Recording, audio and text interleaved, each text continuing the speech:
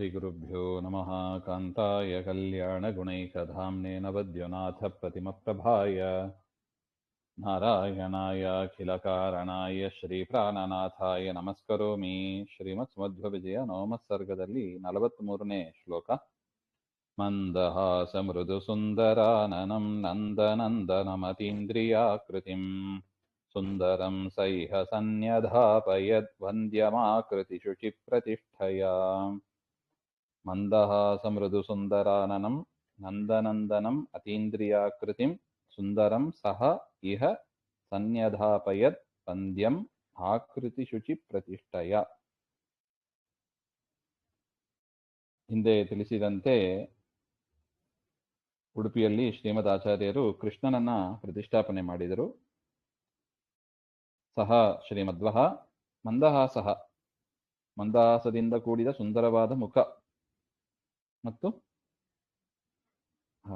ಕೃಷ್ಣನ ರೂಪವನ್ನು ಹೇಳ್ತಾ ಇದ್ದಾರೆ. ಕೃಷ್ಣನ ಪ್ರತಿಮೆಯ ರೂಪ ಹೇಗಿದೆ ಹಾಗೆ ಅಂತ. ನಂದನಂದನಂ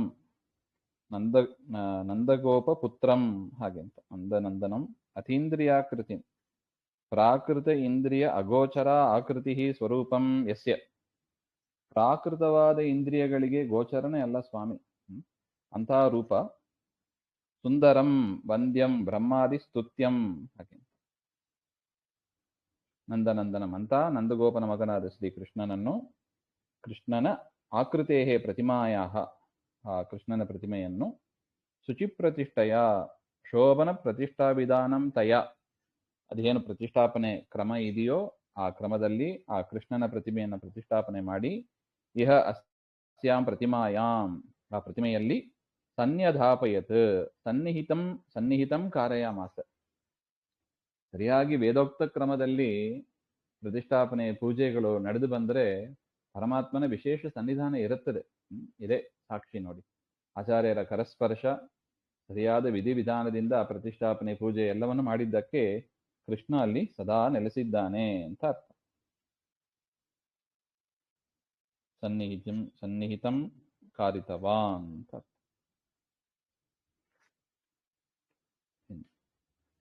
ಮಾನಿನೋಪಿ ಹಿ ವಶೀಚಕಾರಯೋ ದೈವತ ಪ್ರತಿಭಯಾತ್ಮನಃ ಕಲಹ ಯಾಯಜೂಕ ಗುಣಮಾತ್ಮನ ಸ್ಮರನ್ ಯೋ ಜರಾ ಘಟಿತ ಗೋತ್ರ ಉಚ್ಯತೆ.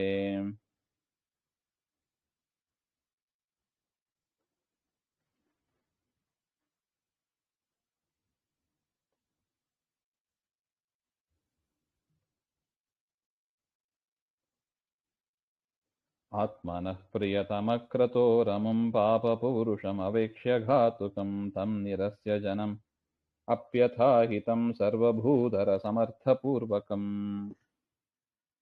ಅಂದ್ರೆ ಈ ಶ್ಲೋಕವನ್ನ ಕಲಾಪಕಂ ಅಂತ ಬರೀತಾರೆ. ಕಲಾಪಕಂ ಚತುರ್ಭಿಃ ಸ್ಯಾತ್ ಅಂತ 4 ಶ್ಲೋಕಕ್ಕೂ ಒಟ್ಟಿಗೆ ಅರ್ಥ ಹೇಳಬೇಕು ಹಾಗೆ ಅಂತ. 44ರಿಂದ 47 ತನಕ ಒಟ್ಟಿಗೆ ಅರ್ಥ ಹೇಳತಕ್ಕದ್ದು. ಸ್ವತೇಜಸ, ತನ್ನ ಸಾಮರ್ಥ್ಯದಿಂದ, ಇದು 46ನೇ ಶ್ಲೋಕದಲ್ಲಿ ಬರುವ ಪದ, ಇದು ಒಟ್ಟಿಗೆ ಅರ್ಥ ಹೇಳಬೇಕು ಅದಕ್ಕೆ.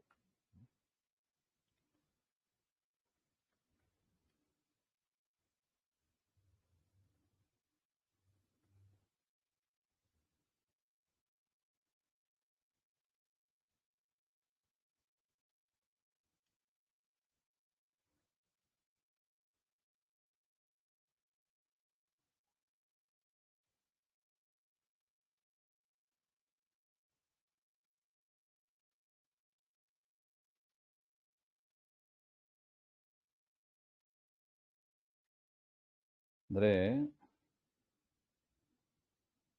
ವಿಶ್ವವಿಸ್ಮಯಕರಸ್ವತೇಜಸ ವಂದ್ಯಮಾನ ಚರಣಃ ಪುನರ್ಜನೈಃ ಚಿತ್ರದಿಗ್ವಿಜಯ ಕೀರ್ತ್ಯ ಕೀರ್ತ್ಯಮಾನ್ ಮೋದಯನ್ ಅನುದಿನಂ ನಿಜಾಃ ಪ್ರಜಾಃ ವಾಸುದೇವ ದಯಿತೋ ಮಹಿಷ್ಟಧೀರ್ವಾಸುದೇವಮಥ ಸಾಧ್ವಯಾ ಜಯತ್ ಧರ್ಮಸೂನುಮಿವ ಧಾರ್ಮಿಕಂ ಪುರಾ ಭೀಮಮೂರ್ತಿರಯಮೇವ ಭೂಸುರಂ ಹಾಗೆಂತ.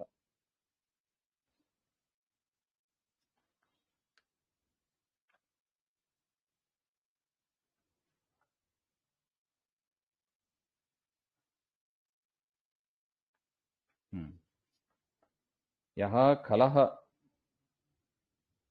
ಯಾರು ದುಷ್ಟರಾಗಿದ್ದಾರೋ, ಆತ್ಮನಃ ದೈವತ ಪ್ರತಿಭಯ, ದೈವತಾಯಾಹ ಇಯಂ ದೈವತಾ ದೇವತಾ ಪ್ರತಿಭಾತಯ ಸ್ವ ಉಪಾಸ್ಯ ದೇವತಾ ಪ್ರಸಾದ ಲಬ್ಧ ಪ್ರಜ್ಞೆಯ, ತಾವು ಉಪಾಸನೆ ಮಾಡಿದ ಪರಮಾತ್ಮ, ಆ ಪರಮಾತ್ಮನ ಪ್ರಸಾದದಿಂದ ಪಡೆದ ಜ್ಞಾನ, ಆ ಜ್ಞಾನದಿಂದ ಮಾನಿನಃ ಅಪಿ, ಗೌರವಿಸಲ್ಪಟ್ಟರೂ ಕೂಡ, ವಶೀಚಕಾರ, ಪ್ರಬಲಾನಪಿ ವಶೀಚಕಾರ, ತನ್ನ ವಶದಲ್ಲಿ ಇಟ್ಟುಕೊಂಡ ಅಂತ.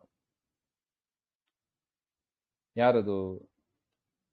ಯಶ್ಚ, ಯಾರವನು ಹಾಗೆಂದ್ರೆ, ಯಾಯಜೂಕ ಗುಣಂ, ಯಾಯಜೂಕ ಇತಿ ಇಜ್ಯಾಶೀಲ ಸಮರ್ಪಕ ಯಜ್ಞಕರ್ತ, ಹಾಗೆ ಅಂತ ಚೆನ್ನಾಗಿ ಯಜ್ಞವನ್ನು ಮಾಡತಕ್ಕವರು. ತಸ್ಯ ಗುಣಃ ತಂ ಯಷ್ಟೃತ್ವಾಕ್ಯಂ ಗುಣಂ ಆತ್ಮನಃ ಏವ ಸ್ವಸ್ಯೈ ಸ್ಮರನ್ ಅಹಮೇವ ಸಮ್ಯಗ್ ಯಷ್ಟ. ಆ ಒಂದು ಪುರೋಹಿತರು, ಯಜ್ಞ ಮಾಡತಕ್ಕ ಪುರೋಹಿತರು, ಅವರಿಗೆ ನಾನೇ ಯಜ್ಞ ಮಾಡುವರಲ್ಲಿ ಶ್ರೇಷ್ಠರು ಅಂತ ಅವರ ಚಿಂತನೆ ಇತ್ತಂತೆ. ನಾಣ್ಯ, ಬೇರೆ ಯಾರೂ ಕೂಡ ಪುರೋಹಿತ ಯಜ್ಞ ಮಾಡುವುದರಲ್ಲಿ ಶ್ರೇಷ್ಠರಲ್ಲ, ನಾನೇ ಶ್ರೇಷ್ಠನಾದವ ಹಾಗೆ ಅಂತ ಅವ್ರು ತಿಳ್ಕೊಂಡಿದ್ರು ಒಬ್ಬ ಪುರೋಹಿತರು. ಅದು ಅವರಿಗೆ ಹೇಗೆ ಬಂತು? ತಾವು ಉಪಾಸನೆ ಮಾಡಿದ ಪರಮಾತ್ಮನ ಪ್ರಸಾದದಿಂದ ಬಂದ ಜ್ಞಾನ ಅದು. ಅಂಥ ಯಜ್ಞವನ್ನು ಮಾಡತಕ್ಕ ಪುರೋಹಿತರು. ಜರಾಘಟಿತ ಗೋತ್ರ, ಜರಾಘಟಿತ ಅಂತ ಒಂದು ಗೋತ್ರ, ಆ ಗೋತ್ರದಲ್ಲಿ ಹುಟ್ಟಿ ಬಂದ ಬ್ರಾಹ್ಮಣರು ಅವರು. ಸತತೋಕ್ತಃ ಉಚ್ಯತೆ ಅಭಿಧೀಯತೆ ತಂ ನಿರಸ್ಯ ಇತಿ ಅನ್ವಯ, ಅಂತವರನ್ನ ಆಚಾರ್ಯರು ಸೋಲಿಸ್ತಾರೆ ಹಾಗೆ ಅಂತ. ಆತ್ಮನಃ ಇತಿ ಕಿಂ ಕೃತ್ವಾ ಅಮಂ ಪಾಪಪುರುಷಂ, ಆ ಪಾಪಪುರುಷನಾದ ಆ ಪುರೋಹಿತನನ್ನು, ಕಶ್ಚನ ವಾದಿ, ತಂ ವಾದ ಮಾಡುವವರು, ಆತ್ಮನಃ ಪ್ರಿಯತಮ ಕೃತೋಹೋ ಉಪಾಧ್ಯಾಯ ಪೃತ್ಯಸ್ಯ ಕ್ರತೋಹೋ ಯಜ್ಞಸ್ಯ ಘಾತುಕಂ, ತಮ್ಮ ಪ್ರಿಯರಾದ ಉಪಾಧ್ಯಾಯರ ಮಗನ ಯಜ್ಞಕ್ಕೆ ಆಚಾರ್ಯರು ಬರ್ತಾರೆ, ಶ್ರೀಮನ್ ಮಧ್ವಾಚಾರ್ಯರು ಅಲ್ಲಿಗೆ ಬರ್ತಾರೆ. ಅಲ್ಲಿ ಇವರು ಪುರೋಹಿತವನ್ನ ಮಾಡುವ ಸಂದರ್ಭದಲ್ಲಿ ವಿಘ್ನ ಮಾಡ್ತಾರಂತೆ. ಈ ಜರಾಗಡಿತ ಗೋತ್ರದಲ್ಲಿ ಬಂದ ಆ ಪುರೋಹಿತರಿದ್ದಾರಲ್ಲ, ಅವರು ಆ ಯಜ್ಞವನ್ನ ವಿಘ್ನ ಮಾಡುವುದನ್ನು ನೋಡಿ, ಶ್ರೀಮದಾಚಾರ್ಯರು ಅಲ್ಲಿ ಬಂದಿದ್ದಾರೆ, ಆದರೆ ಈ ಪುರೋಹಿತ ಆ ಮನೆಯಲ್ಲಿ ಉಪಾಧ್ಯಾಯರ ಮನೆಯಲ್ಲಿ ನಡೆಯತಕ್ಕ ಆ ಯಜ್ಞಕ್ಕೆ ವಿಘ್ನ ಮಾಡ್ತಾ ಇರೋದನ್ನು ಕಂಡು, ಸರ್ವಭೂಧರ ಸಮರ್ಥಪೂರ್ವಕಂ, ಭೂಧರ ರಾಜ, ಸಮರ್ಥನಾಮ ಪುರುಷ, ಸರ್ವಭೂಧರ ಸಮರ್ಥ,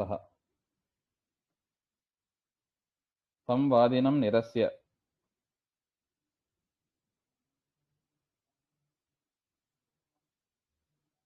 ಭೂಧರಾದಿ ಸರ್ವಜನತಾ ಸಮಕ್ಷಕಂ, ಅಲ್ಲಿ ಅನೇಕ ರಾಜರು ಸೇರಿದ್ದಾರಂತೆ. ಆ ರಾಜರ ಸಮಕ್ಷಮದಲ್ಲಿ ಈ ಪುರೋಹಿತರನ್ನ ವಾದದಲ್ಲಿ ಸೋಲಿಸಿ, ಅಂದ್ರೆ ಯಾಕೆ ಇದನ್ನ ಹೇಳ್ತಾರೆ ಅಂದ್ರೆ, ಈ ಯಜ್ಞ ಯಾಗ ಇದೆಲ್ಲ ಮೀಮಾಂಸಕ್ಕೆ ಸಂಬಂಧಪಟ್ಟದ್ದು, ಮೀಮಾಂಸಾ ಶಾಸ್ತ್ರ ಅಂತ ಒಂದಿದೆ, ಅದಕ್ಕೆ ಸಂಬಂಧಪಟ್ಟದ್ದು.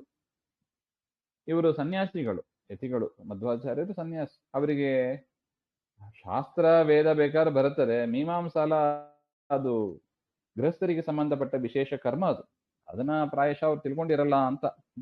ಆದ್ರೆ ಆಚಾರ್ಯರು ಪೂರ್ಣ ಪ್ರಜ್ಞರು, ಅವರಿಗೆ ಇಂಥ ವಿಷಯ ಇಲ್ಲ ಅಂತ ಇಲ್ಲ, ಸರ್ವಜ್ಞರು. ಅಂತ ಮೀಮಾಂಸಾ ಶಾಸ್ತ್ರದಲ್ಲೂ ಕೂಡ ಯಜ್ಞಯಾಗಾದಿ ಕ್ರಿಯಾ ನಿಮಿತ್ತವಾದ ಒಂದು ವಿಚಾರದಲ್ಲೂ ಕೂಡ ಅವರನ್ನ ಸೋಲಿಸಿದ್ರು ಅಂತ ಅರ್ಥ. ತಂ ಜನವಿಶೇಷಣಂ ಅಹಿತಂ ಶತ್ರುಭೂತನಾದ ತಥಾ ಅನ್ಯಂ ಜನಮಪಿ, ಇನ್ನು ಬೇರೆ ಯಾರ್ಯಾರು ಬಂದಿದ್ರೋ ಅವ್ರ ಜೊತೆಗೆ ಎಲ್ಲರನ್ನು ಕೂಡ ವಾದದಲ್ಲಿ ಸೋಲಿಸಿದ್ರು ಹಾಗೆ ಅಂತ ಬರುತ್ತದೆ. ಇನ್ನು 2 ಶ್ಲೋಕ ಇದೆ, ಅದನ್ನ ಮತ್ತೆ ನೋಡೋಣ. ಶ್ರೀಮಧ್ವಾಂತರ್ಗತ ಶ್ರೀಕೃಷ್ಣ ಅರ್ಪಣಮಸ್ತು. ಶ್ರೀ ಹರೇ